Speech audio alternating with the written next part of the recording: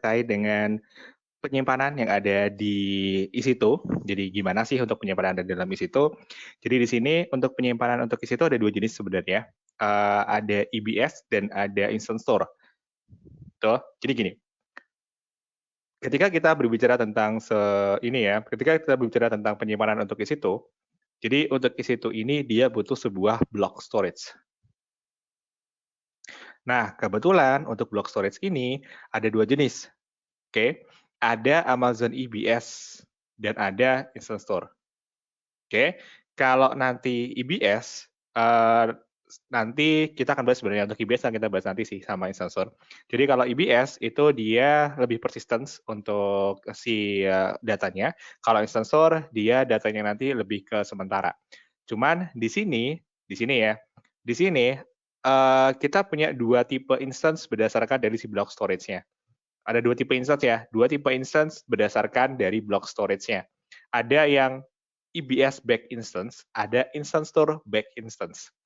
Nah, perbedaannya adalah karakteristik dari keduanya. Jadi kalau untuk yang EBS back instance, dia booting-nya lebih cepat. Kalau yang Instant Store back instance, dia lebih lama untuk booting-nya. Terus kemudian maksimum ukuran dari si root device-nya, jadi root device ini yang dipakai buat install OS-nya ya, buat taruh OS-nya ya. Nah, kalau EBS back instance dia 16 TB. Kalau misalkan si Instant Store backend instance itu cuma 10 GB. Oke. Kemudian kalau misalkan berikutnya lagi, ketika kita cek dari karakteristik apakah nanti bisa di-stop atau enggak instance-nya, kalau yang dia menggunakan EBS, itu instance-nya bisa di-stop. Jadi kita bisa stop instance-nya, kondisinya mati si instance-nya, terus kemudian kita bisa start lagi. Tapi kalau misalkan si Instant Store back instance, dia nggak bisa stop instance-nya. Jadi nggak bisa dihitiin, nggak bisa di-stop, kemudian di-start lagi itu nggak bisa. Hanya bisa di-reboot atau di-terminate. Itu untuk yang Instant Store back instance. Kemudian karakteristik berikutnya adalah apakah kita bisa mengganti tipe instance-nya atau enggak. Kalau EBS back instance, ini kita bisa ganti instance type-nya dengan cara kita stop instance-nya. Jadi kita stop instance-nya, kita ganti buat tipenya. Nah, kalau yang Instant Store back instance, itu nggak bisa kita ganti instance type-nya, karena si instance-nya nggak bisa di-stop. Jadi nggak bisa diganti karena nggak bisa di-stop. Kemudian untuk charging-nya atau biaya buat si instance-nya sendiri, kalau yang si instance-nya itu berbasiskan EBS di belakangnya, kita akan di-charge buat si instance-nya dan juga kita di-charge juga untuk penggunaan EBS-nya. Terus kemudian kalau misalkan kita melakukan backup si IMI sama EBS-nya dalam bentuk snapshot, maka nanti snapshot-nya juga akan ikut di-charge juga. Jadi 3 komponennya itu. Si instance-nya akan di-charge, si EBS volume-nya dia akan di-charge, dan kemudian snapshot-nya juga di-charge. Tapi kalau kita gunakan Instant Store, kita hanya di-charge untuk instant usage sama menyimpan IMI-nya di S3. Cuma itu aja, cuma 1 dan 2. Jadi nyimpen IMI sama penggunaan dari si instance-nya. Jadi kalau penggunaan dari instance-nya itu dihitung dari uptime-nya, jadi waktu nyala si instance-nya. Nah, di sini berarti ada ini juga ya, ada informasi juga ya, bahwa si Instant Store ini nggak bisa di-backup, nggak bisa di-snapshot. Jadi memang dipakai untuk kita jalankan aplikasi-aplikasi yang ya dia ketika memproses sesuatu proses gitu kan, si datanya disimpan di luar. Nah, biasanya dipakai buat jalankan aplikasi seperti itu. Kalau yang dia berbasiskan si Instant Store atau yang storage-nya pakai Instant Store. Itu ya. Terus kemudian di sini untuk life cycle, jadi bagaimana si EC2 instance ini dia siklus hidupnya seperti apa. Jadi pertama, kita berasal dari EMI. Jadi selalu berawal dari EMI. Kita pilih dulu EMI-nya, pilih dulu nanti untuk operating system-nya kita mau pakai yang mana. Kemudian kita launch si EC2 instance-nya. Pada saat kita launch EC2 instance-nya, EC2 instance akan masuk ke dalam state pending. Jadi masuk ke status pending. Di status pending ini, si EC2 akan dicarikan host untuk dijalankan si EC2-nya. Jadi cariin hardware untuk jalanin si EC2 ini. Kemudian ketika dari pending, dia akan masuk ke dalam state running. Begitu dia sudah ketemu hostnya dan sudah dijalankan. Nah, dari running ini ada 2 aksi yang bisa kita lakukan. Aksi pertama kita bisa pilih reboot. Kalau reboot berarti kita rebooting ya. Kalau rebooting ini di level operating system, jadi nggak ada perubahan lokasi untuk hostnya. Hostnya akan tetap sama di host yang sama. Jadi si EC2 akan tetap berada di dalam hardware yang sama. Terus kemudian aksi kedua adalah stop atau stop hibernate. Nah, di sini dia akan masuk ke dalam satu stopping, oke. Terus nanti dia masuk ke dalam satu stop. Nah, kondisi stop ini kita nggak ada charge sama sekali untuk komputasinya. Paling kita hanya dikenakan charge buat storage.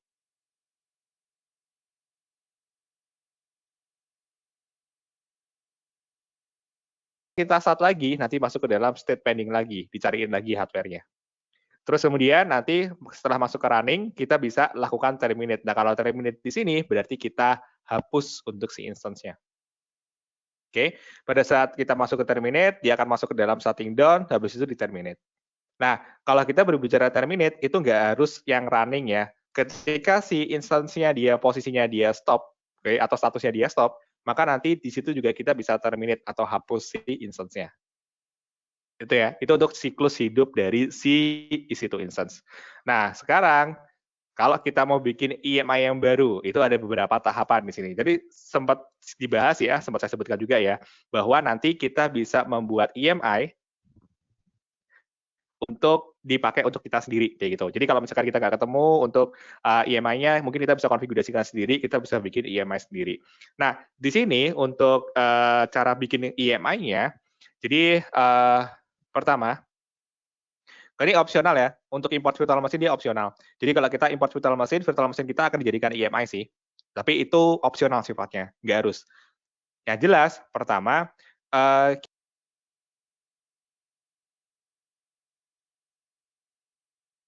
kita bisa menggunakan starter EMI atau kita bisa menggunakan EMI yang sudah ada. Terus kemudian nanti dengan menggunakan EMI tersebut, kita jalankan sebuah instance. Kita jalankan sebuah instance berbasiskan si EMI ini. Ya nanti untuk instance yang belum dimodifikasi ini atau fresh dari EMI-nya, maka nanti di sini kita konfigurasikan. Jadi di situ kita remote, terus kemudian kita modifikasi secara manual. Habis itu kalau sudah si modified instance ini atau instance yang sudah dimodifikasi ini kita capture sebagai EMI yang baru. Oke, kita capture jadi EMI yang baru.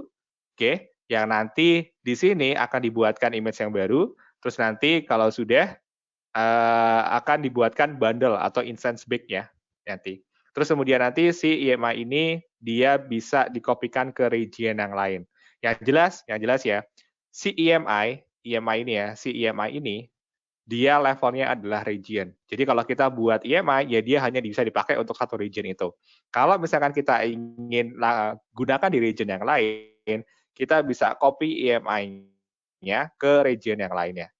Itu ya, kita copy ke region yang lain, baru nanti kita bisa start si EC2 instance-nya dari region yang ini. Oke, konsepnya seperti itu. Terus kemudian, nah selain pakai cara yang tadi, kita juga bisa menggunakan EC2 Image Builder. Jadi EC2 Image Builder ini adalah cara berikutnya ya untuk kita bikin EC2 image tanpa kita perlu jalankan EC2-nya. Jadi nanti EC2 Image Builder dia akan secara otomatis melakukan manajemen sama deployment dari up-to-date and compliant golden image. Jadi image yang sesuai dengan standarisasi ya di situ ya, standarisasi kita di situ. Nah, dengan menggunakan image builder di sini, si image builder dia interface-nya graphical, jadi enak. Oke, jadi kita bisa bikin image building pipeline di sini dengan interface yang graphical yang bisa kita lihat dengan enak. Terus nanti di dalamnya, di dalam image builder yang dilakukan adalah si image builder dia akan create, dia akan buat dan dia akan maintain Amazon EC2 EMI sama on-premise VM image. Menarik ya, dia bisa dipakai buat manage on-premise VM image. Oke. Terus kemudian di sini kalau sudah si image builder ini dia akan menghasilkan image yang dia aman, tervalidasi dan up to date. Terus nanti kita juga bisa enforce version control ya terhadap si image yang ingin kita bangun. Jadi kita bisa kontrol dia mau versi berapa, image versi berapa, kayak gitu. Kita bisa bikin version control dengan menggunakan si image builder ini. Nah, caranya gimana si image builder ini bekerja? Jadi cukup mudah sebenarnya. Jadi yang pertama kita tentukan dulu untuk image sumbernya, jadi atau image utamanya. Kita pilih dulu. Setelah itu nanti kita tambahkan, oke, kita tambahkan atau kemudian nanti kita tambahkan build komponen ya. Kita tambahkan build komponen di sini. Jadi satu atau lebih build komponen untuk nanti kita kustomisasikan buat software sama installation ataupun konfigurasinya. Nah, terus kalau sudah, oke, satu atau lebih kita tambahkan hardening test. Jadi one or more added hardening test. Nanti ada hardening test ya kalau sudah. Ya, di mana untuk hardening testnya ini disediakan sama AWS atau mungkin custom untuk memastikan keamanan dari si image-nya. Terus kalau sudah lagi, kita konfigurasikan untuk kapan si image ini akan di-build atau akan dijalankan atau akan dibuatkan image-nya. Yang nanti kita di sini untuk menentukan ya seberapa sering kita bikin image yang versi terbaru. Jadi kalau sudah, hasilnya adalah sebuah golden image, yang nanti si golden image ini bisa kita distribusikan ke region yang kita inginkan. Itu image builder ya. Jadi di image builder kita bisa dari image sumber, kita bisa tambahkan beberapa komponen, tambah software, instalasi atau konfigurasi, kemudian kita testing untuk si image itu, terus kemudian kalau sudah kita atur. Oke, proses pembuatan si image-nya ini akan seberapa sering dilakukan. Terus kalau sudah, kita distribusikan ke region yang lain. Itu ya. Jadi itu kurang lebih untuk section ketiga. Jadi section ketiga kita sudah belajar terkait dengan EMI, apa sih sebenarnya EMI, dan informasi dan pada saat kita launch situ instance, kira-kira kurang lebih butuh informasi apa saja. Terus kemudian untuk base performance, kita gunakan EMI dengan tipe virtualisasi yang HVM. Jadi untuk tipe virtualisasi ada dua, ada yang parah, ada yang HVM. Nah, kalau yang parah itu dia performanya di bawah dari SVM sih, karena dia ada nesting ya, jadi VM di dalam VM. Jadi performanya emang nggak terlalu setinggi si HVM ini. Terus kemudian hanya instance yang di-launch dari EBS back EMI yang bisa di-stop sama di-start.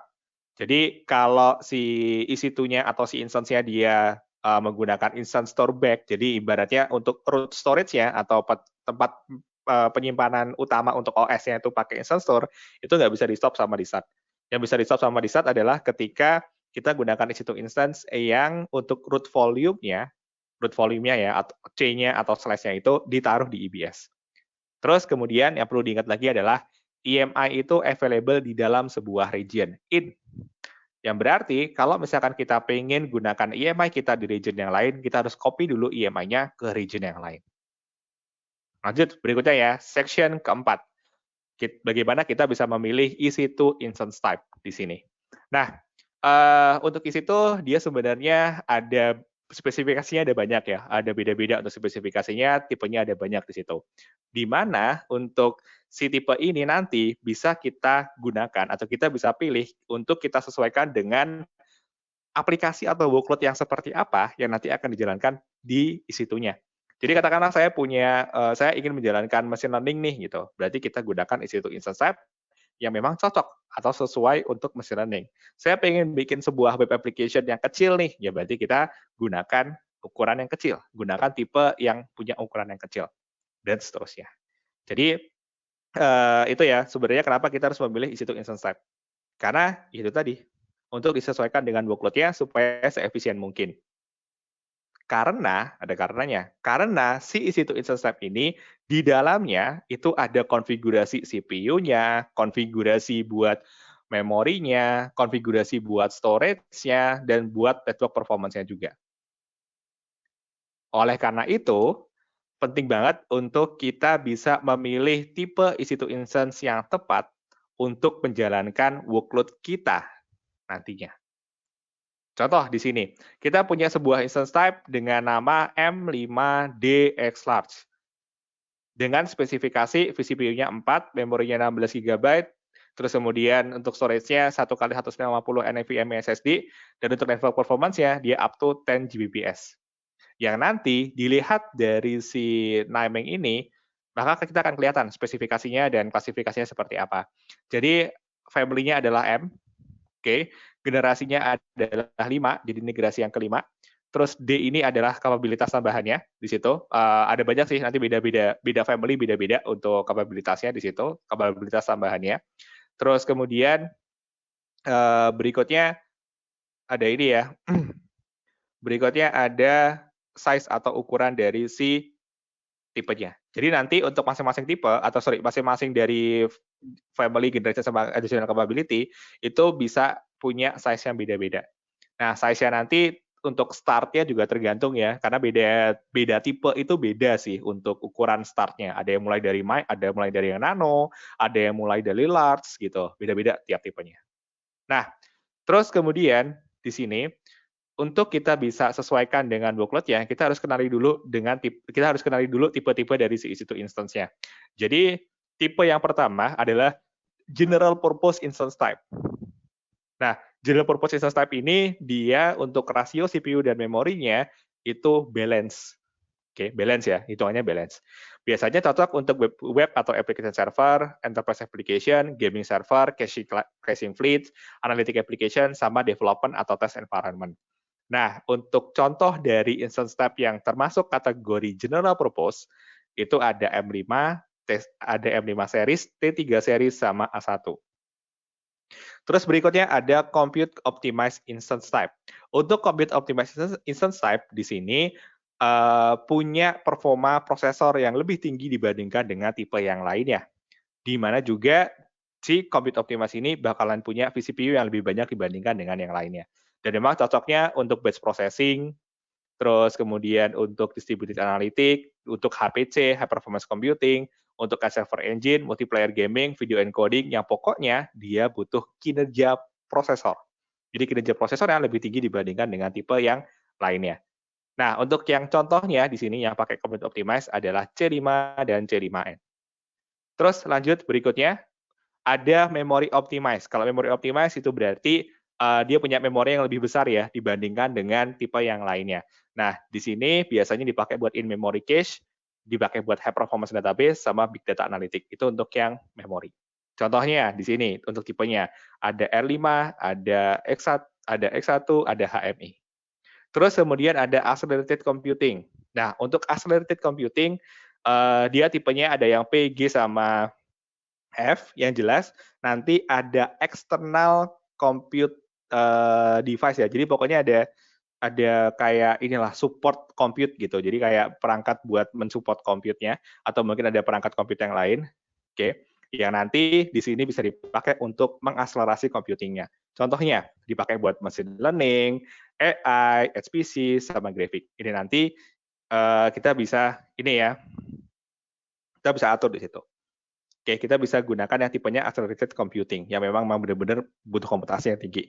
Nah, di sini biasanya untuk komputasinya dia plus GPU. Ada yang plus GPU, ada yang plus FPGA. Itu ya. Lanjut, berikutnya ada tipe yang storage optimized. Untuk tipe yang storage optimized di sini, dia punya performa storage yang lebih tinggi dibandingkan dengan tipe yang lainnya. Dan biasanya dipakai buat high performance database, dipakai buat real-time analytic, transaction workload, NoSQL database, big data, data warehouse, dan log processing. Nah, ada dua ya, ada high input output instance type, yang dia tipenya adalah I, ada dead storage di situ. Dead storage instance type, yaitu D2 dan H1. Tergantung dari penggunaannya di sini. Oke. Mau kita butuh IOPS yang tinggi, atau kita butuh untuk storage yang gede. Itu ya.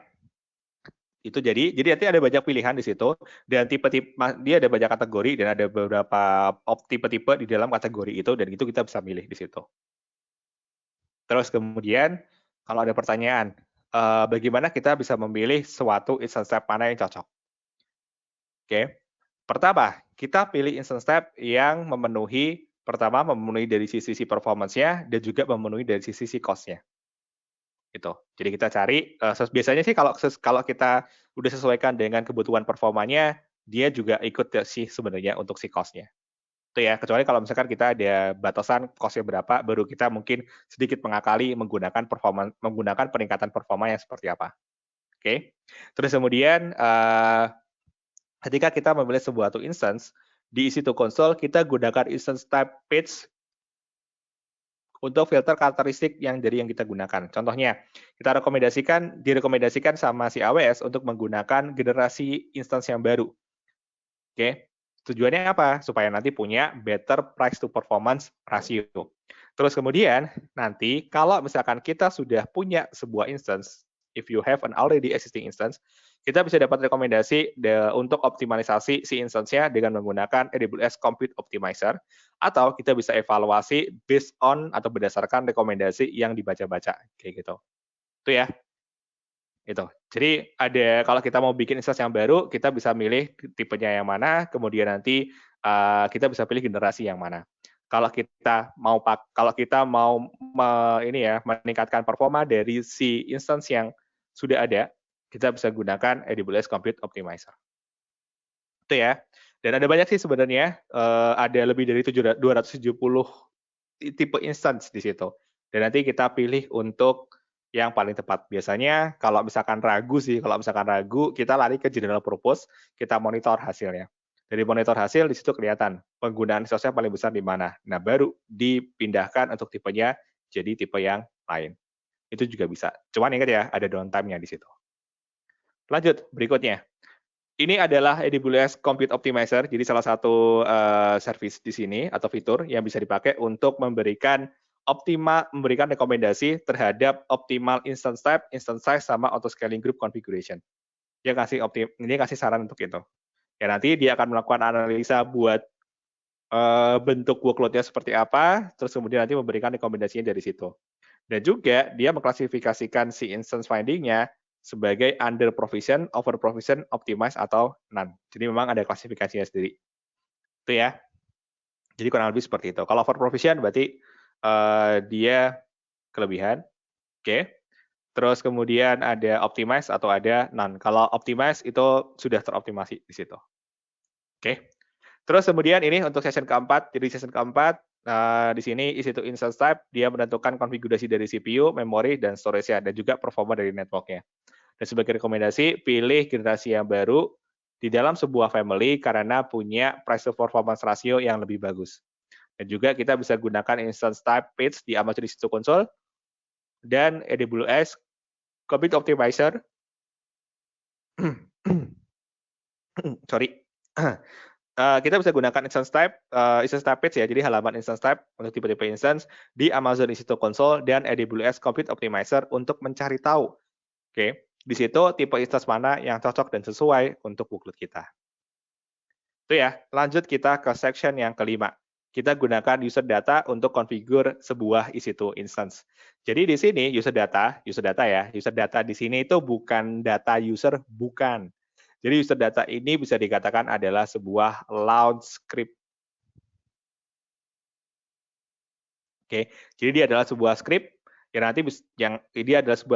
nanti akan dijalankan pada saat launch, run at launch EC2 instance. Jadi pada saat EC2 instance-nya itu di launch, dia akan jalankan si script ini. Itu ya, itu user data. Jadi user data itu bisa dikatakan sebagai launch script karena nanti dia akan menjalankan si script-nya pada saat pertama kali di start si instance-nya atau pertama kali dijalankan si instance-nya. Terus bentuknya dari si user data sendiri, dia sebuah shell script ya, atau mungkin code init directive kayak gitu. Itu kalau tergantung sih sebenarnya. Tergantung dari kita gunakan Windows atau Linux. Kalau Linux ya base script, kalau Windows ya dia bisa PowerShell script. Itu ya. Jadi dari EMI, di sini ceritanya ya, dari EMI, terus kemudian kita masukkan user data, terus nanti pada saat si instance-nya dia sedang proses untuk dibuat, ketika si instance-nya dia ready, dia akan jalankan command ini, hingga nanti hasil akhirnya adalah si running instance yang sudah ada konfigurasi di dalamnya. Itu ya. Seperti itu. Jadi contohnya di sini ada script binbash yang update, di sini tambahkan httpd. Nah, supaya nanti di sini si EC2 instance-nya dia sudah ada HTTPD-nya atau sudah ada web server-nya. Meskipun mungkin EMI-nya nggak ada web server, tapi kalau kita tambahkan user data, maka pada saat EC2 instance-nya siap digunakan, di dalamnya sudah ada web server-nya. Karena setelah EC2-nya jalan, dia akan jalankan user data dulu, dan itu otomatis, baru nanti siap digunakan sama si customer-nya. Itu ya. Terus kemudian di sini kita juga ada namanya metadata. Jadi metadata ini adalah informasi terkait si instance-nya. Jadi kayak properties-nya instance gitu. Nanti bisa diakses dari 169.254, 169.254 latest metadata. Nah, terus kemudian kita juga bisa kombinasikan si user data dengan si metadata.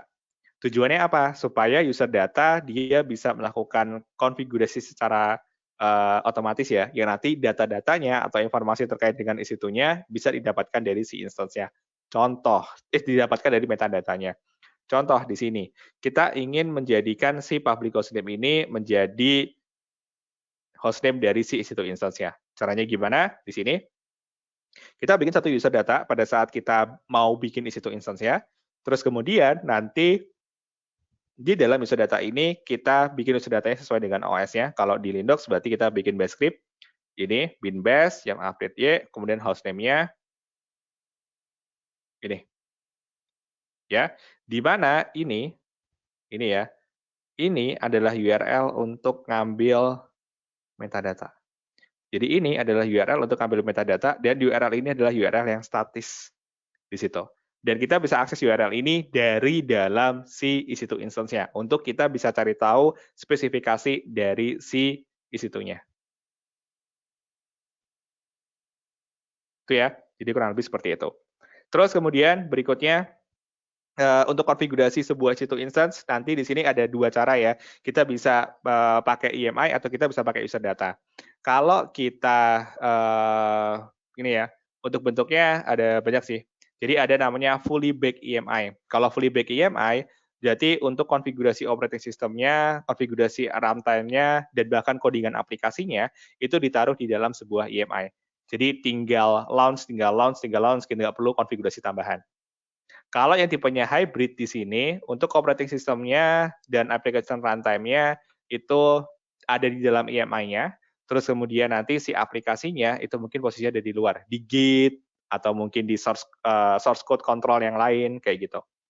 Itu ya, contoh lagi GitHub kayak tadi. Terus kemudian berikutnya ada yang hybrid EMI bentuk kedua.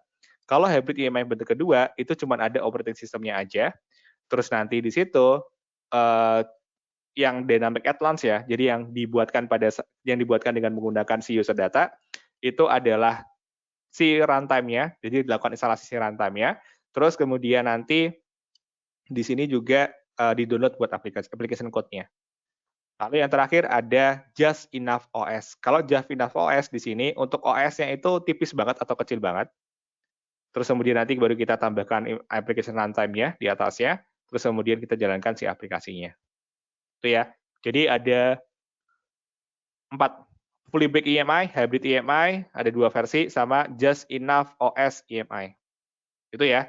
Nah, di sini saya akan demokan untuk kita konfigurasi EC2 instance dengan menggunakan si user data. Simpel sih, sederhana sebenarnya. Jadi nanti, sebentar saya demokan dulu.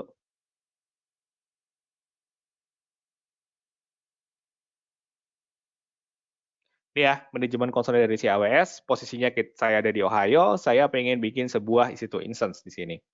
Nanti kita bisa klik instance-nya, kita bisa launch instance-nya. Pada saat kita launch instance, di sini kita bisa milih ya, kita ingin menggunakan EMI yang mana. Nah, di sini ceritanya kita akan iseng-iseng pakai Amazon Linux. Oke, nanti di sini kita pilih, terus kemudian kita pilih ukurannya. Nah, kebetulan untuk ukurannya saya gunakan yang free tier, yang gratisan. Terus kemudian berikutnya kita konfigurasikan detailnya. Nah, nanti di sini kita bisa kalau mau pakai spot instance, kita klik ya. Kita mau pakai spot instance atau enggak. Kalau kita nggak mau pakai spot instance, ini bisa di-uncheck. Terus kemudian network-nya, di sini kita pilih network-nya, kita memilih mau ditaruh di subnet yang mana. Terus kemudian nanti kalau sudah, kita mau dikasih public IP atau enggak, kita kasih public IP ceritanya, karena kita mau coba akses. Kemudian berikutnya di sini, ini konfigurasi tambahan yang lainnya ya. Terus kemudian di bawah sendiri, ada advanced detail ini. Nah, di sini ada user data. Kita masukkan user data script-nya ke dalam sini. Seperti ini. Mencontoh ya, contoh aja ya, contoh. Terus kemudian nanti kalau sudah di sini kita tambahkan storage-nya, bisa ada beberapa pilihan ya, tambahan storage-nya yang mana. Kemudian kita tambahkan tag, kemudian tambahkan security group-nya. Oke, di sini security group-nya kita bisa pilih dari salah satu. Ini contohnya ini ya, ini dia HTTP di allow, SSH juga di allow. Kemudian kita review and launch, terus kita launch di sini. Nah, keeper-nya bisa pakai keeper yang baru. Create new, di sini namanya adalah, contohnya ya, Bondan Demo Keeper. Terus kemudian nanti kita bisa download keeper-nya. Nah, keeper ini sebenarnya dipakai buat nge-remote. Itu ya. Jadi kalau kita nggak nge-remote, ya kita nggak perlu keeper sih sebenarnya. Terus kalau sudah, kita launch instance-nya. Kita tunggu. Instance-nya sedang di-launch, kalau kita mau ngecek statusnya, cek dari si EC2, terus nanti cek di instance-nya, dia statusnya ada yang pending. Pending berarti lagi dicarikan untuk hardware-nya ya. Kalau di-refresh lagi, nanti di situ baru ada ya. Dia tunggu dulu sebenarnya.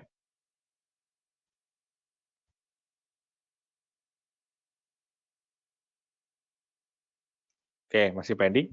Nah, jadi kurang lebih itu ya, sedikit konfigurasinya. Nah, ini udah mulai running, tiba-tiba udah running. Nah, untuk kalau namanya belum ada, tambahkan nama di sini. Kita tambahkan demo user data ya. Nah, di sini dia udah running nih, udah berhasil nih. Tapi kan tadi ditambahkan ini ya user data ya. Nah, kalau kita pengen ngecek nih, kalau kita pengen ngecek, di sini kita bisa buka dari public IP-nya,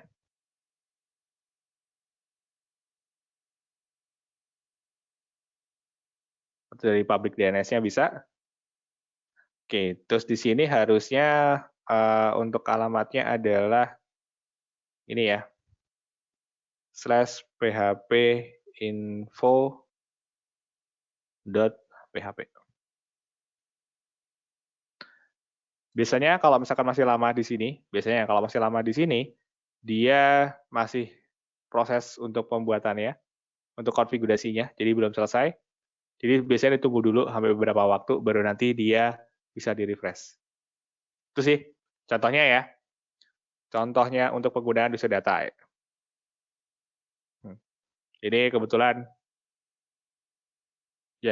agak nunggu lama sih di situ.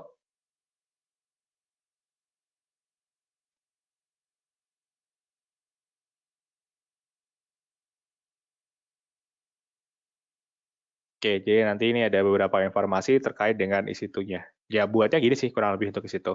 Dan sekali lagi, user data itu dia bukan data user ya. User data bukan data user, tapi user data itu adalah satu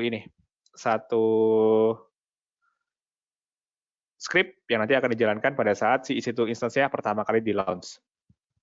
Oke, sorry, saya tadi lupa. Harusnya dia HTTP ya, bukan HTTPS. Nah ini ya.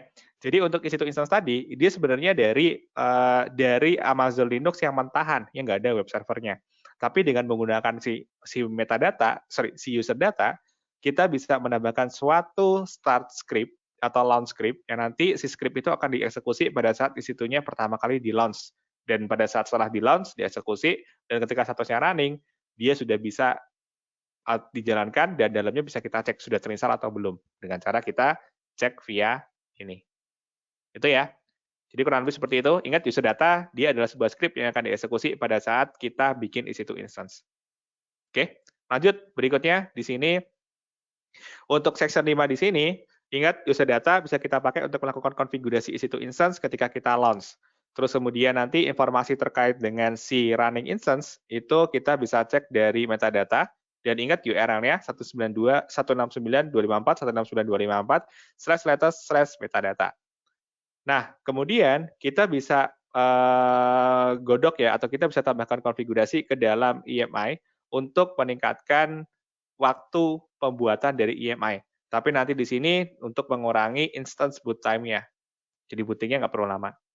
Ya, jadi kalau misalkan kita tambahkan konfigurasi ke EMI, di situ pembuatan EMI-nya jadi lebih lama. Tapi untuk si instance-nya itu booting-nya lebih cepat karena kita nggak perlu nambahkan konfigurasi seperti user data tadi.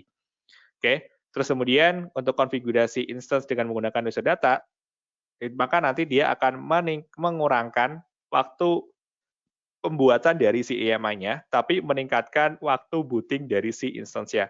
Kenapa meningkatkan waktu booting dari instance? Ya karena tadi.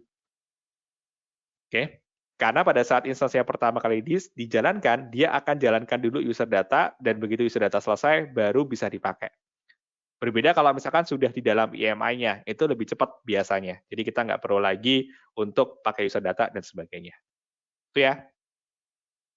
Terus kemudian kita masuk ke section ke-6. Di section ke-6 ini kita akan bahas bagaimana caranya kita nambahkan storage ke EC2 instance. Jadi untuk nambahkan storage ke EC2 instance itu yang jelas dibagi dulu ya, kita bahas dulu untuk storage di EC2. Jadi storage di EC2 itu ada dua, ada root volume, ada data volume. Root volume yang dipakai untuk kita naruh operating system-nya. Ada yang tipenya instance store, ada yang tipenya EBS. Terus terkait dengan data volume ini adalah volume tambahan di situ. Yang nanti di dalamnya dipakai untuk kita akses data oleh seorang atau sebuah single instance. Jadi kalau misalkan kita pengen sebuah penyimpanan yang nanti diakses sama satu instance saja, kita bisa pakai instance store atau pakai EBS. Kalau misalkan gini, kalau misalkan bingung gambaran sebenarnya EBS gimana, instance store gimana, dia bentuknya adalah sebuah virtual disk ya. Jadi bisa dikatakan sebagai sebuah virtual disk untuk si instance store sama si EBS. Itu adalah data volume terkait dengan instance store sama EBS. Terus kemudian nanti kalau kita pengen punya suatu penyimpanan yang bisa diakses bareng-bareng sama beberapa instance, kita bisa pakai EFS atau Elastic File System, atau kita bisa pakai FSX untuk Windows. Jadi sama-sama sih sebenarnya keduanya dipakai buat sharing antar EC2 instance gitu kan. Cuma nanti kalau EFS dipakai buat Linux, kalau FSX dipakai buat server karena protokolnya beda di situ. Itu ya. Nah, kita bahas dulu yang pertama, instance store. Jadi instance store ini dia menyediakan non-persistent storage, yang berarti storage-nya ini dia bisa jadi sewaktu-waktu hilang. Biasanya sih pada saat instance-nya kita matikan dan nyalakan, dia hilang. Nggak bisa dimatikan, dinyalakan sih. Biasanya di terminate. Atau mungkin ketika instance-nya dimatikan, maka nanti kita nggak bisa simpan si instance store. Ingat ya, instance store ini dia sifatnya adalah ephemeral atau sementara. Karakteristik dari instance store, dia secara temporary akan, si instance store ini dia adalah temporary block level storage. Oke. Terus kemudian nanti datanya disimpan di physical server yang sama dengan si instance-nya. Tujuannya apa? Supaya nanti bisa mendapatkan performa yang lebih baik. Dan untuk si instance store ini tipenya juga ada dua, ada yang HDD sama SSD. Yang nanti untuk instance store data itu akan hilang ketika instance-nya di stop atau ketika di terminate. Nah, use case dari si instance store biasanya dipakai buat buffer, dipakai buat cache, dipakai buat scratch data. Tapi jadi memang dipakai buat kita menampung bukan data yang kritikal ya di situ. Oke, itu instance store. Terus berikutnya ada EBS. Jadi EBS ini dia menyediakan network attached persistent storage. Jadi kalau pernah tahu Sun Storage, storage area network, jadi yang dia memberikan LUN gitu. Nah, EBS juga konsepnya sama. Jadi dia akan memberikan kayak virtual disk gitu. Ya nanti virtual disk-nya sebenarnya dia diaksesnya via network ya di belakangnya, tapi di depannya nggak begitu kelihatan, nggak akan kelihatan dari kita. Nah, karakteristik dari si EBS ini yang pertama dia adalah persistent block level storage. Persistent kata kuncinya. Yang berarti si EBS ini datanya tidak akan hilang meskipun kita stop start instance-nya atau meskipun kita hapus si instance-nya. Terus kemudian kita bisa nambahkan, kita bisa tempelkan ya si EBS ini ke instance manapun di dalam satu availability zone yang sama. Tapi satu EBS hanya bisa ditempelkan ke satu EC2 instance. Kita bisa pilih mau pakai HDD atau SSD, bisa kita encrypt untuk si EBS-nya, support snapshot juga untuk kita backup ke si S3, terus kemudian nanti untuk data persisnya dia independen dari life of the instance. Jadi nanti instance-nya mati, EBS masih tetap kita bisa simpan di situ. Biasanya use case dari CBS ini bisa dipakai untuk standalone database atau general application database. General application data storage. Itu ya. Konsepnya kurang lebih seperti itu. Jadi nanti di sini masing-masing dari EBS-nya bisa ditempel ke EC2 instance asalkan berada dalam satu EZ yang sama. Oke, lanjut. Untuk tipenya ada dua tadi ya. Ada yang SSD, ada yang HDD. Untuk SSD ada dua tipe. Ada general purpose SSD sama ada provision I/O. Nah, kalau misalkan kita butuh yang dia balance untuk performance-nya dan mungkin bisa dipakai untuk banyak hal, kita gunakan yang general purpose atau GP2. Kalau misalkan kita perlu suatu penyimpanan untuk EC2 instance yang dia jalannya cepat banget, butuh spesifik IOPS dan sebagainya, atau mungkin ada mission critical, low latency, apapun gitu kan. Nah, itu kita bisa gunakan yang provision IOPS.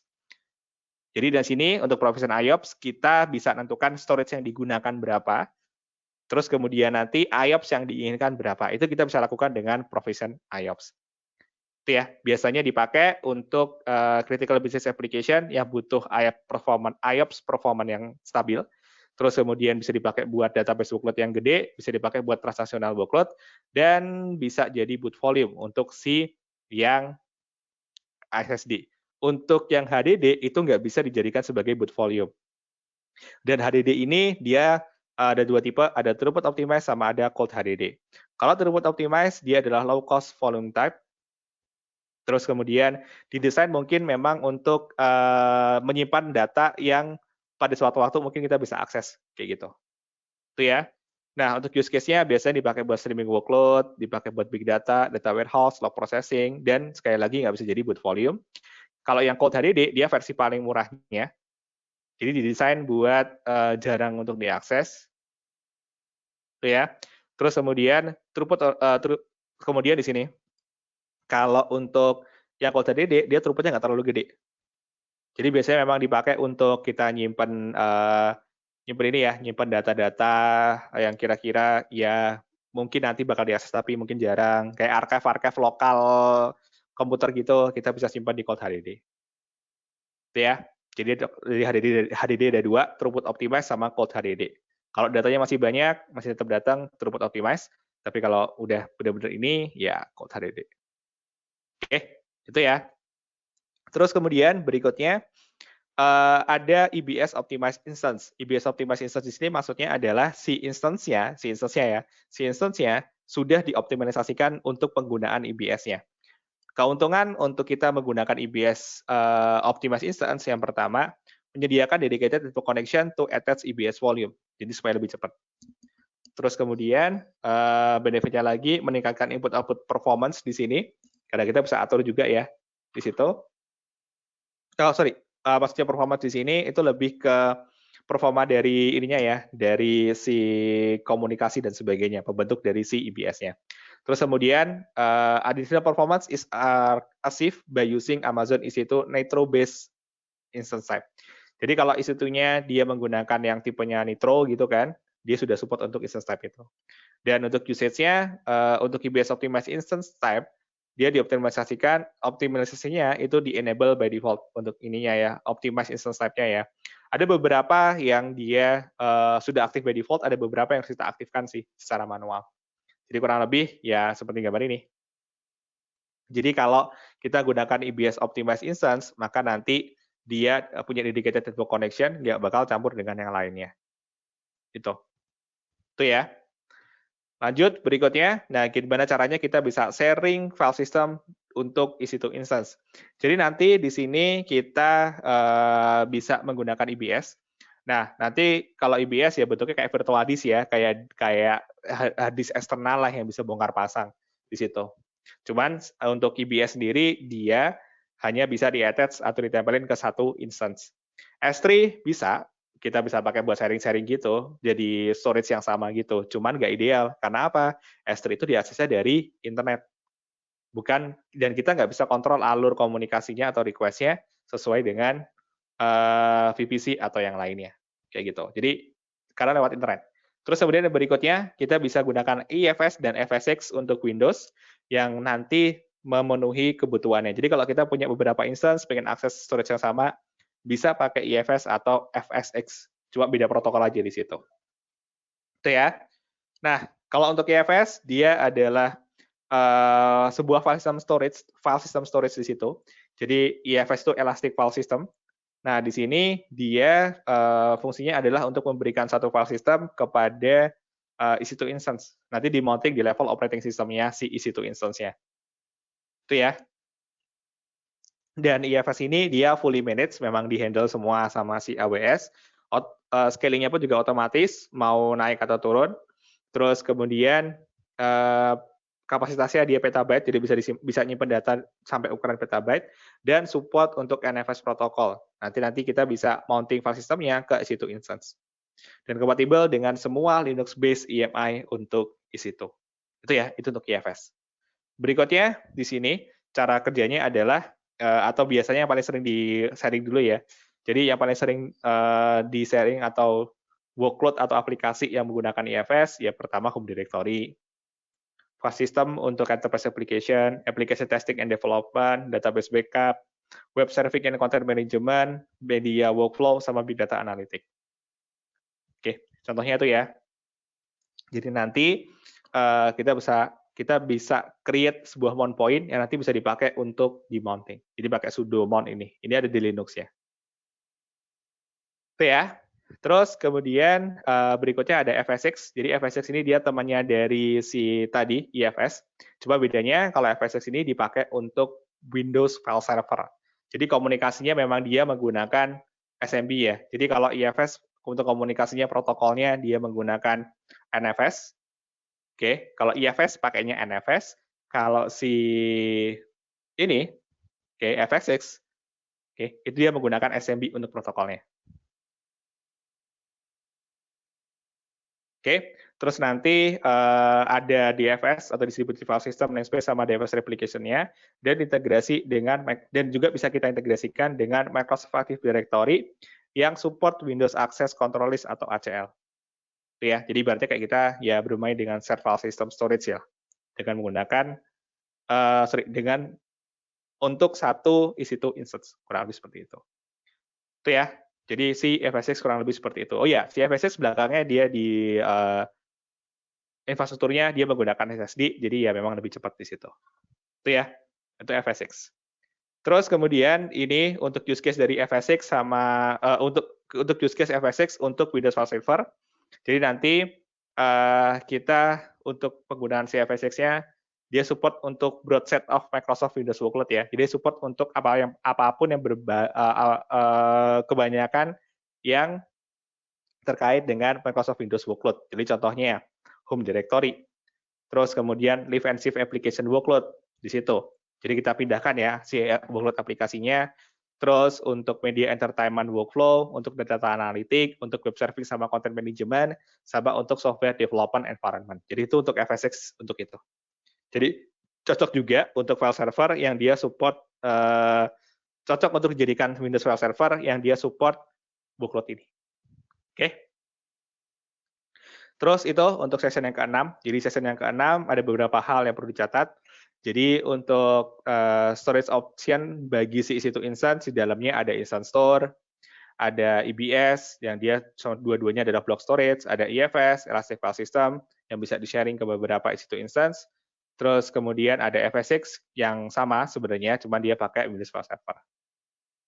Oke, jadi pakai SMB atau pakai protokolnya Windows. Nah, terus kemudian untuk root volume, kita gunakan instance store atau SSD back Amazon EBS, dan nanti treatment-nya beda-beda di situ. Untuk data volume, kita bisa milih mau yang HDD atau yang SSD di situ. Itu ya, dan untuk data volume, dia hanya bisa nempel ke satu instance. Jadi kalau sudah ketempel ke EC2 yang pertama, nggak bisa ditempel ke EC2 yang kedua. Itu ya. Oke, terus kemudian kalau misalkan kita butuh data volume yang dia di dalamnya ada beberapa Linux instance yang kita pengen sharing, kita bisa gunakan EFS.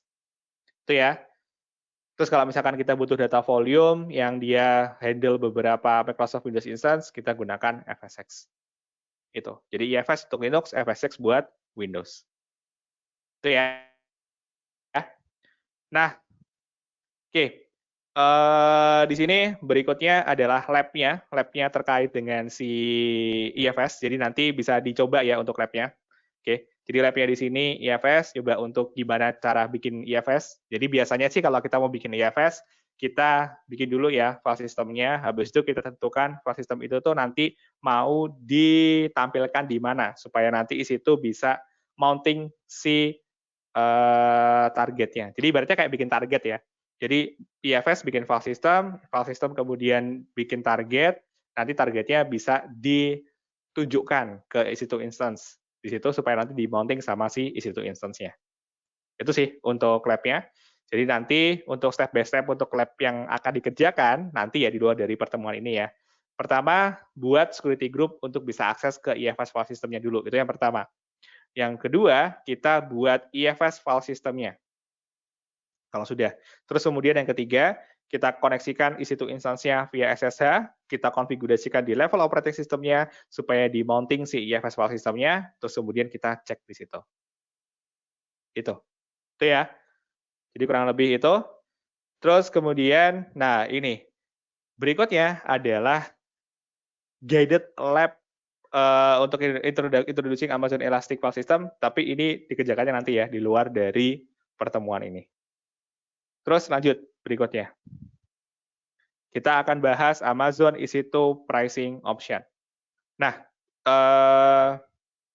Di sini untuk pricing option-nya, jadi gini ya, isi tuh untuk kita beli isi itu ada beberapa jenis untuk metode pembeliannya, untuk metode pembayaran dari si isi itu.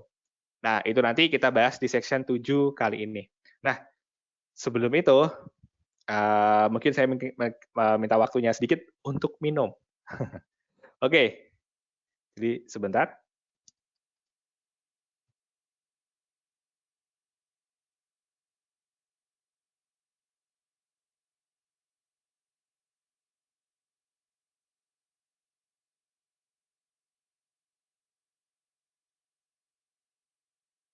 Oke, terima kasih sudah menunggu.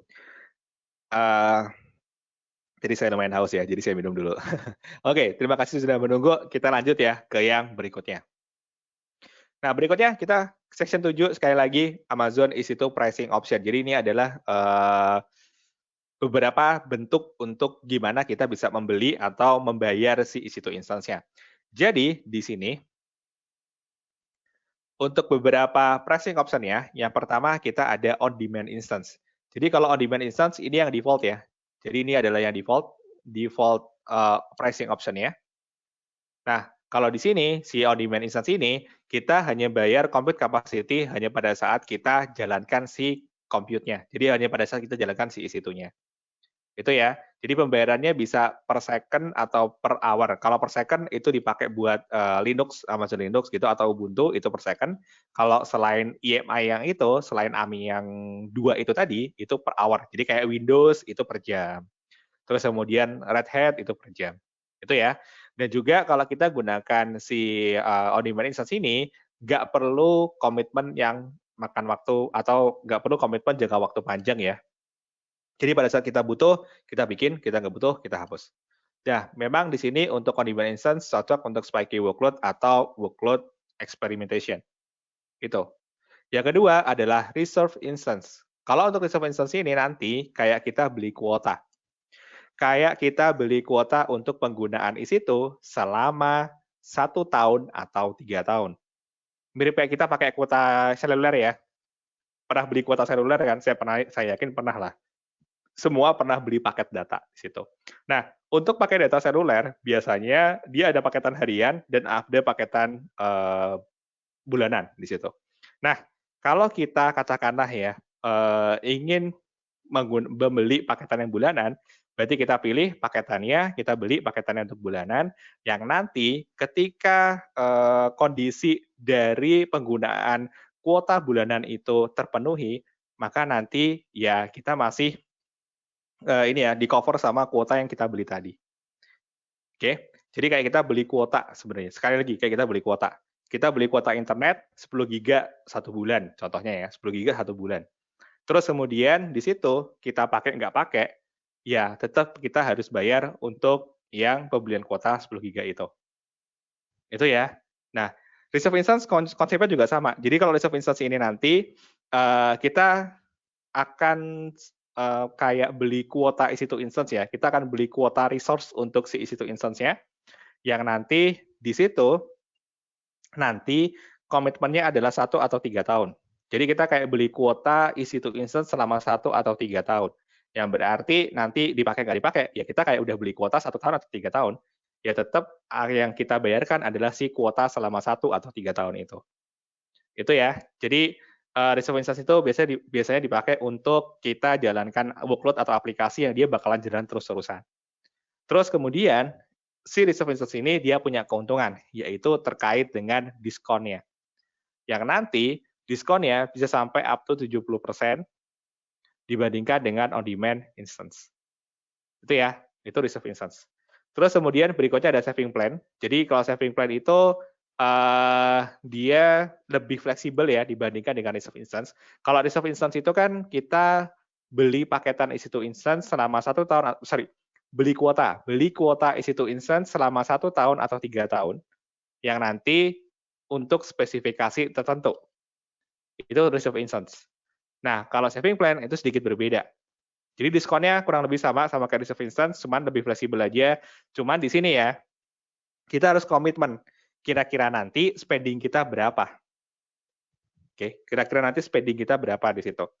berapa dolar untuk per bulannya. Nah, nanti di situ ya nanti dihitung dari spending-nya. Spending per jamnya ya berarti harus segitu, harus sampai ke penggunaan sekian dolar itu.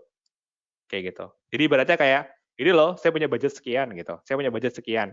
Saya pengen dari budget ini saya dapat diskon. Ya udah, kita informasikan budgetnya segitu, terus kemudian nanti dikasih diskon. Nanti untuk pembayaran atau penggunaannya, ya pokoknya disampaikan si budgetnya. Oke. Jadi si budget yang kita tawarkan atau harga yang kita tawarkan itu jadi harga mati ya, yang nanti di situ tagihannya akan sesuai dengan harga yang kita tawarkan tadi.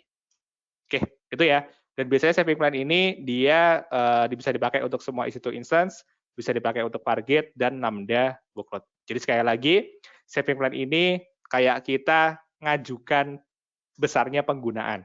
Ini loh, saya mau per bulan pakai $100 nih, gitu contohnya. Ya nanti dari AWS akan memberikan diskon ya. Oh, kamu pakai $100 nih per bulan. Ya udah, ini dikasih diskon nih. Oke. Tapi nanti tetap ya ekspektasinya adalah $100 per bulan itu harus tetap terbayarkan baru nanti didiskon. Jadi lebih ke kita ngajukan budget atau kita ngajukan biaya dulu. Itu ya. Terus kemudian untuk opsi pricing berikutnya itu masih ada spot instance. Nah, spot instance ini dia menggunakan resource dari EC2 yang nggak kepake. Jadi katakanlah ada yang udah pakai reserve instance, tapi EC2-nya nggak nyala, nah itu bisa dipakai untuk spot instance, kayak gitu. Oke, itu ya. Jadi spot instance ini nanti kita menggunakan kapasitas EC2, bukan EC2-nya ya, kita menggunakan kapasitas EC2 yang sedang tidak digunakan untuk nanti kita beli, itu spot instance. Nah, di sini untuk harganya dia bisa jauh lebih murah dibandingkan dengan on-demand instance. Cuman, ada cumannya ya. Cuman di sini yang perlu kita note adalah si workload atau aplikasi atau proses yang akan kita jalankan di dalam spot instance. Karena untuk si workload-nya haruslah fault tolerant, fleksibel, dan stateless. Maksudnya gimana? Yang dia aware atau ngerti. Kalau misalkan tiba-tiba dimatikan, berarti dia harus mengapain. Kalau tiba-tiba mesinnya dimatikan atau instance-nya dimatikan, dia harus ngapain. Jadi harus aware itu. Terus si workload-nya juga harus fleksibel, start sama stop-nya, dan sifatnya stateless, jadi nggak ada data yang disimpan di dalam si spot instance. Itu ya. Oke, jadi sekali lagi, spot instance itu kayak kita beli resource-nya AWS yang nganggur, gitu. Itu ya. Berikutnya ada dedicated. Nah, dedicated ini dia adalah physical server yang di dalamnya ada Amazon EC2 instance ya di situ. Jadi nanti kayak kita pilih, jadi kita pilih, oh saya mau pilih nih untuk hardware A gitu. Itu dedicated host. Jadi yang kita pilih adalah hardware-nya. Itu ya, physical servernya di situ. Ya nanti kita bisa tambahkan EC2 instance kita ke dalam si physical server itu tadi, yang kita sewa tadi. Itu ya. Biasanya si dedicated host ini dia dipakai untuk aplikasi atau untuk workload yang mungkin dia harus nempel ke ini ya, nempel ke hardware-nya kayak gitu. Nah, itu kita gunakan dedicated host. Contohnya license yang dia nempel di CPU-nya dan sebagainya kayak gitu. Itu ya.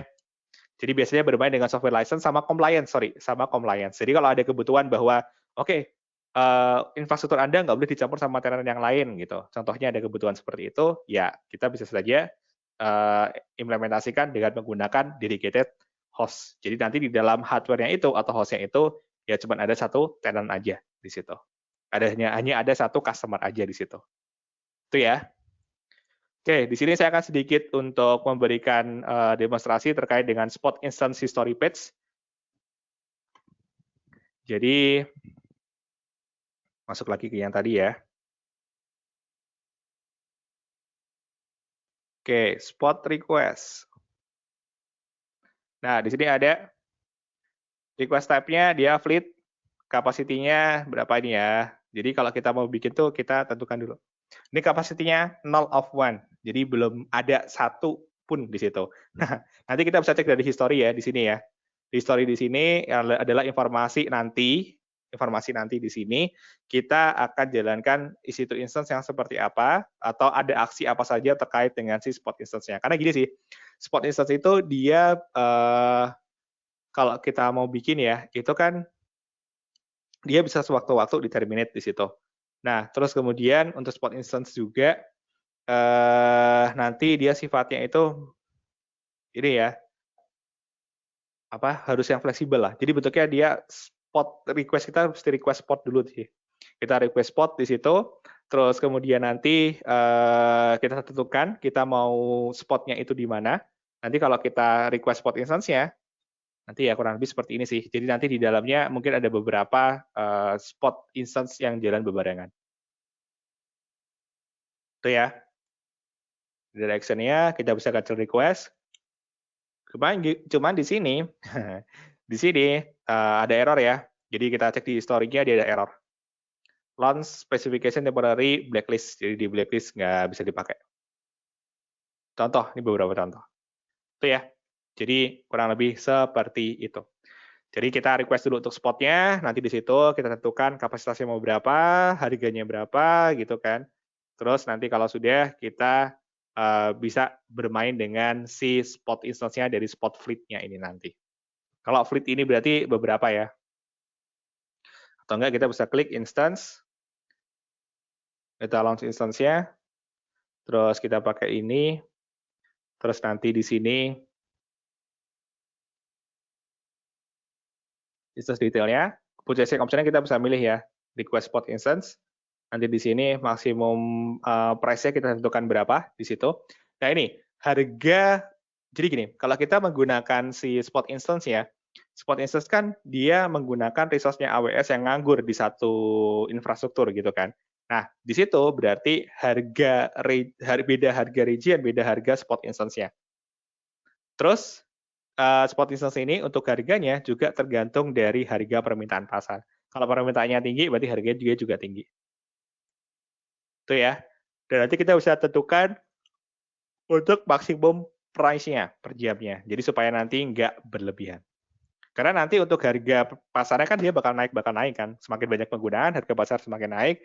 Dan kita tentukan maksimum harga toleransi kita. Contohnya di sini. Current price-nya 0,00036. Terus kita maksimum price-nya kita set ke $1. Itu ya. Yang nanti di sini ketika permintaannya biaya permintaan naik ya di situ ya, maka nanti untuk batas maksimal adalah $1. Setelah $1 itu, maka nanti si spot instance-nya itu akan otomatis terterminate dan nggak bisa dibuat lagi. Oke, jadi kayak kita ngasih toleransi ya. Si ini tadi, kayak si spot tadi ini tadi, dia maksimum harga yang ditawarkan berapa. Karena dia kayak ini sih toleransi harga maksimalnya sih di situ. Itu ya. Terus kemudian untuk opsi dedicated ada dua, ada dedicated instance, ada dedicated host. Jadi gini, tadi kan kita sempat bahas dedicated host ya. Dedicated host itu adalah tempat untuk kita naruh isi situ instance kita. Jadi ibaratnya kayak kita yang kita sewa itu adalah sebuah server fisik ya. Kalau untuk dedicated host yang kita sewa adalah sebuah server fisik yang akan bercampur dengan tenant yang lainnya. Nah, tapi di sini untuk opsi dedicated-nya itu nggak cuma dedicated host, ada juga yang namanya dedicated instance. Kalau dedicated instance, hitungannya itu billingnya dari si instance-nya. Dari si instance-nya, mana? Terus nanti akan ditaruh di hardware yang kita nggak bisa tentukan, jadi otomatis ditaruh di hardware yang mana. Nah, benefit dari dedicated instance ini adalah ada pengisolasian, oke. Jadi benefit dari dedicated instance di sini adalah pengisolasian dari hardware yang digunakan untuk menjalankan si instance-nya. Jadi contohnya, kalau kita berbicara tentang default ya, kalau kita pakai default-nya, default itu kan dapat tanpa ini ya, tanpa dedicated ya. Maka nanti di sini satu hardware ya, satu hardware gitu, itu dia akan di-sharing untuk beberapa customer, kayak gitu. Itu ya, ini contohnya, ini garisnya beda. Oke, jadi kalau default-nya nanti satu hardware dipakai bareng-bareng. Tapi kalau dedicated instance, oke, maka nanti di sini satu hardware hanya ada satu sendiri. Itu ya. Jadi kurang lebih itu dedicated instance. Tapi masalahnya si hardware-nya nggak bisa milih. Hardware-nya kita nggak bisa milih. Dan di-charge dari si instance ya. Itu dedicated instance. Kalau dedicated host, nah ini, kalau dedicated host, yang dikenakan biaya ke kita adalah per host billing-nya. Beda ya. Dedicated instance itu yang kita dikenakan charge adalah per instance billing-nya. Jadi per instance yang ini. Kalau dedicated host itu per host-nya. Jadi berapa hardware-nya di situ. Oke, nanti di situ ada visibilitas untuk soketnya, core sama host ID-nya, dan nanti kita bisa atur juga ya affinity antara host sama instance-nya. Terus kemudian kita bisa set ya, untuk instance yang nanti kita mau buat, itu mau kita taruh di dedicated host atau enggak. Jadi nanti ada targeted instance placement, sorry. Jadi kalau misalkan kita udah bikin dedicated host, kita bisa set untuk isi-itunya semua ada di host yang sudah dibeli tadi. Oke, itu ya. Jadi benefitnya kita bisa gunakan server bound software license sama address compliant requirement. Jadi kalau misalkan ada license yang nempel di hardware, bisa gunakan ini.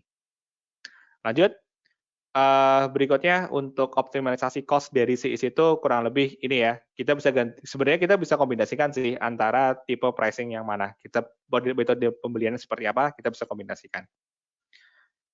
Terus di sini untuk melakukan optimalisasi biaya dari situ instance, kita bisa kombinasikan untuk purchasing option-nya. Katakanlah di sini pertama, kita ada workload yang dia jalan terus-terusan, dan kita tahu dia bakal jalan terus-terusan. Nah, workload ini sebaiknya kita handle dengan metode pembelian dan reserve instance atau saving plan. Yang keduanya, bisa memberikan diskon 70%, up to 70% ke ini ya, sorry. Jadi nanti gini, untuk yang steady state workload yang kita udah tahu ya, dia bakal jalan sekian gitu. Kita bisa pakai reserve instance atau saving plan untuk kita dapatkan 70% diskon. Oke, jika dibandingkan compared with yang default-nya. Oke, atau on demand. Itu ya. Jadi 70% lebih murah dibandingkan dengan on demand. Kalau misalkan kita udah tahu untuk workload-nya sekian. Terus kemudian, kalau misalkan ada spiky, maka nanti kita bisa gunakan on demand untuk yang spiking workload ini. Terus kalau misalkan ada spiking lagi yang kira-kira aplikasinya itu fleksibel gitu kan, kita bisa gunakan si spot instance. Itu ya. Jadi kurang lebih seperti itu untuk pricing-nya. Nah, jadi di section ke-7, oke, section ke-7 di sini kita sudah membahas terkait dengan pricing model dari situ. Jadi ingat ada yang on demand itu yang default-nya, terus ada reserve instance itu kayak kita beli kuota yang udah ada yang kuota untuk isi itu untuk paket ukuran tertentu. Terus kemudian ada saving plan. Oke, saving plan itu kayak kita udah komitmen ya bahwa nanti kita akan menggunakan sebesar sekian loh untuk si compute di AWS. Maka nanti di situ dapat diskon juga. Oke, terus kemudian ada spot instance. Spot instance itu kayak kita beli resource-nya AWS yang nganggur di situ, kita beli dalam bentuk spot instance, dan diskonnya dia bisa sampai 90%. Oh iya, terkait dengan diskon dari reserve instance sama saving plan, itu sekitar 70%, untuk spot dia sekitar 90%. Cuman aplikasinya harus benar-benar fleksibel ya. Terus kemudian yang dedicated host itu yang paling mahal. Nah, terus kemudian untuk billing dari on demand-nya itu kan ada yang per second, ada yang per minute. Per second billing itu hanya available untuk on demand instance atau reserve instance dan spot instance yang menjalankan Amazon Linux dan Ubuntu. Jadi yang tipe billing-nya dia per second, oke, maka nanti di situ di situ hanya untuk yang Amazon Linux dan Ubuntu. Kalau OS yang lainnya gimana? OS lainnya tetap bayarnya per hour. Terus kemudian kita bisa kombinasikan, dari reserve instance, saving plan, dan on-demand instance, serta spot instance untuk mengoptimalisir isi itu compute cost-nya. Ya, jadi bisa kita kombinasikan untuk beberapa pricing plan-nya, dicoba untuk mengurangkan biayanya. Dan untuk melakukan optimalisasi si isi-itunya. Itu ya, itu untuk section yang 7. Nah, sekarang kita masuk ke section yang 8. Jadi, yang menarik dari si isi-itu ini adalah kita bisa atur ya terkait dengan peletakannya gimana di dalam hardware-nya atau dalam data center-nya. Jadi ada namanya placement group. Placement group ini fungsinya adalah untuk memungkinkan kita mengatur letak dari si EC2 instance-nya akan dijalankan nantinya di dalam sebuah availability zone. Itu ya. Jadi nanti di situ untuk placement group, mereka akan bikin satu grup gitu, oke, yang mungkin di dalam grup itu ada interdependent instance. Jadi ada instance yang mungkin saling bergantung satu sama lainnya. Oke, contohnya ya, kita mau bikin Hadoop tuh, Hadoop cluster. Nah, itu kan butuh kalau bisa sesempit mungkin lah atau sedekat mungkin atau komunikasinya selancar mungkin antar clusternya. Gitu. Oke, itu ya. Terus kemudian nanti di sini kalau misalkan kita kelompokkan ya sebuah grup ke dalam interdependent instance, nanti akan meningkatkan network performance. Oke, terus kemudian reduce correlated of simultaneous failure di situ. Itu ya. Jadi sekali lagi placement group itu adalah sekumpulan dari situ instance yang dia jalan berbarengan. Yang tujuannya untuk meningkatkan performa networknya atau mengurangi failure yang berkelanjutan, kayak gitu. Nah, masalahnya di sini untuk pengelompokannya atau groupingnya itu ada 3, ada cluster, partition, sama spread. Nah, kalau cluster di sini akan didekatkan, oh gini, saya mungkin hapus aja dulu.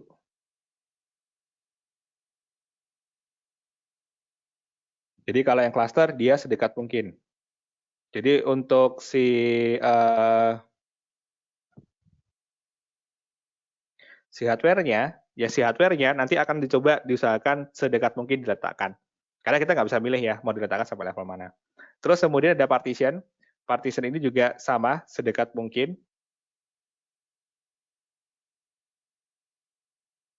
Cuma di sini sedekat mungkin untuk beberapa.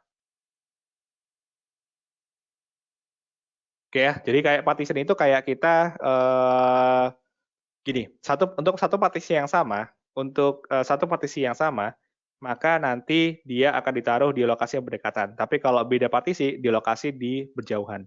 Konsepnya gitu sih untuk partition. Terus kemudian ada spread. Spread untuk spread placement ini fungsinya adalah untuk menyebarkan.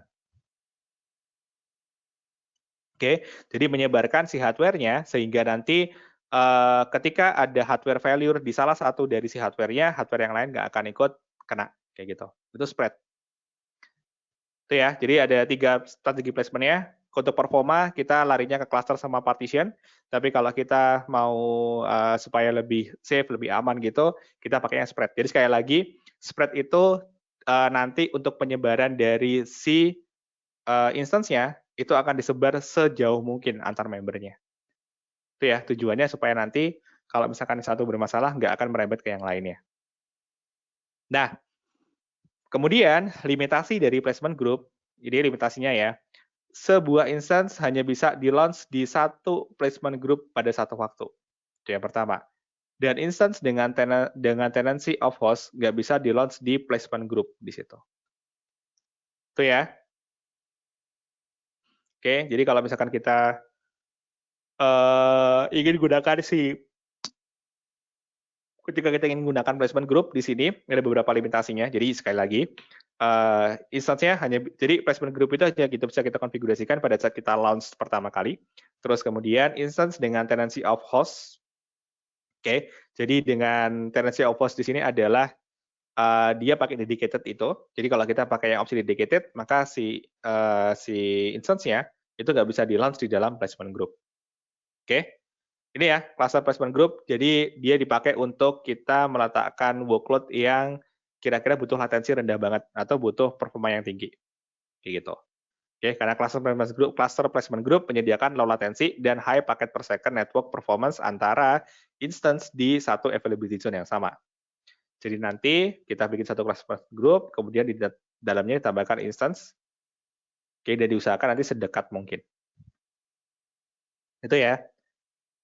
Oke, jadi kurang lebih seperti itu. Jadi memang dipakai atau direkomendasikan untuk aplikasi-aplikasi yang butuh network latensi yang rendah atau mungkin yang tinggi atau mungkin keduanya. Oke, dan best practice-nya adalah kita launch semua instance dengan menggunakan sebuah request. Gitu ya. Nah, terus kemudian yang berikutnya ada partition placement group. Untuk partition placement group, dia ini ya, partition placement group spread instance across logical partition to reduce the likelihood of correlated hardware failure. Jadi nanti masing-masing untuk yang satu partisi, jadi instance dalam satu partisi akan didekatkan, tapi nanti untuk yang beda partisi itu akan dijauhkan. Oke, yang nanti masing-masing partisi punya its own offset of rack. Jadi punya rack-nya sendiri, network and power source-nya. Terus kemudian masing-masing dari rack punya network sama power source sendiri-sendiri dan partitionnya bisa di multiple availability zone di sini. Oke, itu ya. Dan untuk si partition placement group ini direkomendasikan untuk large distributed and replicated workload. Jadi kalau workload kita butuh yang ada replikasi-replikasinya, kayak gitu, kemudian ada distribusinya, nah gunakan yang partition placement group. Itu ya, yang nanti untuk komponen di dalam satu partisi itu akan berada di dalam lokasi yang berdekatan, yang beda partisi itu lokasinya berjauhan. Itu. Oke. Berikutnya ada spread placement group. Jadi spread placement group ini nanti dia akan ini ya menyebarkan ya. Jadi disebarkan. Jadi kalau kita katakanlah punya 3 instance gitu kan. Kita punya 3 instance, kita masukkan ke dalam spread placement group, maka instance itu akan sebisa mungkin disebarkan ke yang lainnya. Oke, jadi mungkin ke rak yang lain atau mungkin penyimpanan yang lain kayak gitu. Itu ya. Itu spread placement group. Jadi kita tempatkan si instance ya di rak yang berbeda-beda. Di sini untuk apa? Ya tujuannya untuk mengurangi hardware failure. Jadi kalau misalkan ada satu yang kebakaran dalam satu rak, supaya nggak kena ke kita juga, kayak gitu. Itu ya. Dan masing-masing rack punya network sama power source sendiri. Terus kemudian group bisa span multiple availability zone. Terus kemudian they are recommended for application that have a small number of critical instances that should be kept separate for each other. Oke, itu ya. Jadi yang memang benar-benar tujuannya untuk dipisah lah. Sejauh mungkin dipisahnya. Jadi dari ujung ke ujung. Tujuannya kalau satu ujung tiba-tiba kebakaran, ujung satunya nggak kebakaran. Ya, contohnya di situ. Oke, itu ya. Jadi untuk peletakan secara fisik, benar-benar secara fisik. Ada cluster placement group, partition placement group, sama spread placement group. Oke, itu. Jadi itu untuk yang berikutnya, untuk sedikit modulnya saya bahas sedikit ya. Modul keempat di sini challenge lab-nya adalah creating dynamic website for KV. Jadi di KV-nya kita coba tambahkan untuk dynamic website-nya di sini. Jadi selain dipakai buat promosi, juga selain di situ buat aksi ya, jadi kayak order dan sebagainya. Oke, jadi nanti di sini dari sisi bisnis, oke, di sini si customer kemarin sudah sempat buat untuk static website. Oke, jadi udah memperkenalkan juga ke dunia luar terkait dengan kafenya.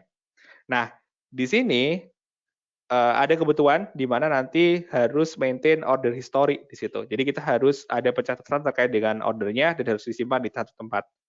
Sejauh ini S3 bisa digunakan untuk host static website. Cuman di situ tetap ya butuh komutasi untuk melakukan sesuatu. Itu ya. Terus kemudian nanti si staff cafe-nya juga ingin separate development and production environment. Pengen punya tempatnya sendiri di sini. Nah, nanti di sini untuk apa aja yang akan dilakukan? Yang pertama, kita analisa dulu untuk existing EC2 instance-nya. Kita connect ke IDE di EC2 instance tersebut, kita analisa LAMP stack di environment, sama kita konfirmasi lagi bahwa si web servernya bisa diakses. Terus kemudian nanti kita install untuk KV application, testing untuk web application-nya, kemudian kita buat EMI sama launch EC2 instance yang lainnya, dan pada saat di launch EC2 instance yang lainnya, dia punya konfigurasi yang sama. Jadi diverifikasikan bahwa konfigurasinya sama. Itu ya. Jadi itu untuk lab-nya, bisa dicoba untuk lab-nya di luar dari sini. Oke, jadi ini ya. Untuk si lab-nya kurang lebih untuk bentuknya. Nanti ada 2 region 1, region 2, terus kemudian ada 2 VPC, ada 2 security group, ada 2 EC2 instance. Itu. Oke, itu ya. Jadi tujuannya apa? Kenapa kita bikin 2 gini? Supaya kalau satunya failure, satunya bermasalah, kita masih ada satunya lagi di lokasi yang lainnya. Gitu. Oke, itu mungkin untuk lab-nya mungkin bisa dicoba ya. Jadi sekali lagi, di sini kita akan coba membantu Frank sama Marta di sini untuk melakukan konfigurasi terkait dengan Cafe web application-nya. Itu ya. Oke, mungkin itu untuk yang materinya. Nah, sekarang mari kita bahas sedikit tentang apa yang sudah kita pelajari di malam ini. Jadi di malam ini kita sudah belajar tentang bagaimana kita gunakan EC2 di dalam arsitektur. Jadi sekali lagi EC2 bentuknya adalah sebuah virtual machine yang dipakai untuk jadi compute-nya ya dalam kita menjalankan satu fungsi. Terus kemudian nanti ada EMI. Jadi EMI itu adalah si template dari operating system-nya. Dan ini penting banget ya. Karena EMI itu adalah si OS-nya. Pada saat kita jalankan atau bikin EC2 instance yang baru, di situ nggak ada proses instalasinya itu nggak ada, karena dia udah include ke dalam si EMI-nya. Terus kemudian nanti juga differentiate between EC2 instance type. Terus kemudian nanti kita coba ini ya, bukan coba sih, di sini kita sudah bahas juga tentang bagaimana kita konfigurasi EC2 instance dengan menggunakan user data, terus opsi storage yang ada di EC2, kemudian pricing option untuk EC2, terus kemudian kita juga sudah membahas terkait dengan placement group ya, untuk menentukan bagaimana nanti si instance kita akan diletakkan di yang mana, kayak gitu. Jadi mau disebarkah, mau dikumpulin jadi satukah, atau yang lainnya. Itu ya. Jadi kurang lebih seperti itu untuk modul kali ini. Dan jangan lupa untuk diselesaikan untuk knowledge check-nya. Jangan lupa diselesaikan untuk knowledge check-nya di sini. Terus kemudian jangan lupa dikerjakan untuk lab-nya. Ada 2 lab ya. Lab yang tadi, oke, yang sebelumnya, sama lab Frank Marta untuk bantu-bantu bikin cafe tadi. Oke, mungkin untuk malam ini saya cukupkan sekian. Oke, saya cukupkan sekian untuk malam ini, karena untuk sampel question ada nanti ya, ini contoh ya, sampel question aja. Oke, terkait dengan knowledge check. Jadi di sini nanti ada di knowledge check-nya, bisa dibaca lagi. Jadi nanti di sini contohnya ada solution architect, pengen desain solusi untuk melakukan pengiritan EC2 instance yang nggak butuh atau yang nggak perlu untuk dilakukan selama 2 minggu si company-nya dia shutdown. Nah, si aplikasi dia jalan di instance store data di instance memory dan harus ada ketika instance-nya dia resume operation. Maka nanti yang harus dilakukan adalah apa? Oke, jadi supaya nanti shutdown-nya aman dan bisa dibalikin lagi, diresume untuk instance-nya, bisa di-start lagi. Nah, di sini jawabannya adalah kita jalankan aplikasi di sebuah instance yang enable untuk hibernation, terus kemudian kita hibernate si instance-nya sebelum di shutdown di situ. Tujuannya apa? Supaya state-nya akan tetap tersimpan kalau kita hibernate. Itu ya. Terus beberapa resource tambahan yang mungkin bisa dipakai buat belajar, bisa dicek buat EC2 user guide untuk Linux instance, untuk Windows instance, dan juga frequently asked question terkait dengan EC2. Kemudian kita bisa baca-baca dari EC2 image builder user guide, dari image builder frequently asked question, terus dari compute optimizer user guide dan frequently asked question-nya, dan bagaimana AWS pricing bekerja. Jadi itu mungkin beberapa resource tambahan yang bisa dipakai untuk belajar. Itu ya. Jadi sekali lagi untuk malam ini, oke, mungkin saya cukupkan sekian untuk pertemuannya. Terima kasih banyak untuk atensinya. Dan jangan lupa ya, knowledge check-nya dikerjakan, lab-nya dikerjakan, karena nanti itu sebagai prasyarat untuk nanti bisa ikut asesmennya, untuk nanti coba ambil sertifikasinya. Oke, mungkin itu. Sekali lagi terima kasih banyak. Kita ketemu lagi di pertemuan yang berikutnya, dan karena besok adalah weekend, jadi saya ucapkan happy weekend, selamat beristirahat, jaga selalu kesehatannya, dan sukses selalu untuk kita. Terakhir, saya ucapkan selamat malam, dan Assalamualaikum warahmatullahi wabarakatuh.